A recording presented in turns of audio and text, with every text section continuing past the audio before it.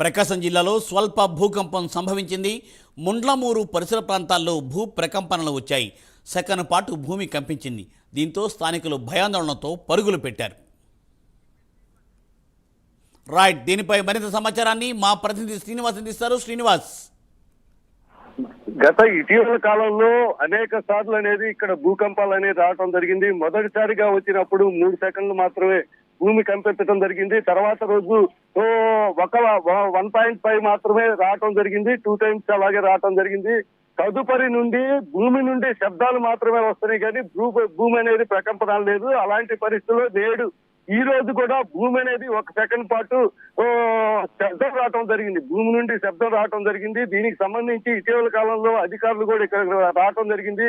ఆ ప్రాంత ప్రజల్లో ఆందోళన చెందవద్దు, దీంట్లో భూ పొరలు మాత్రమే సెటరేట్ అవుతున్నాయి, అందువల్లనే భూమి నుండి సౌండ్స్ మాత్రమే వస్తాయి. అదిగాక సెకండ్స్ అద్దంకి సమీపంలోని సింగరకొండ కాలేజీ వద్ద ఈ భూమికి సంబంధించి భూగర్భ ఆఫీస్ గా పెట్టడం జరిగింది. భూకంపాలకు సంబంధించి ఇక్కడ ఎందుకు వస్తున్నాయి ఏందనే దాని మీద పెట్టడం జరిగింది. దీనికి సంబంధించిన సమాచారం మాత్రం తెలంగాణ గాని, హైదరాబాద్ లో గాని, అలాగే విజయవాడలో గాని వచ్చే పరిస్థితి ఉంది. కానీ వీటి వల్ల, ఈ భూకంపాల వల్ల ఎటువంటి ఇబ్బంది లేదని అధికారులు అక్కడ ప్రజలకు భరోసా ఇవ్వడం జరుగుతుంది. మూర్తి గారు, thank you very much. Thanks for update Srinivas.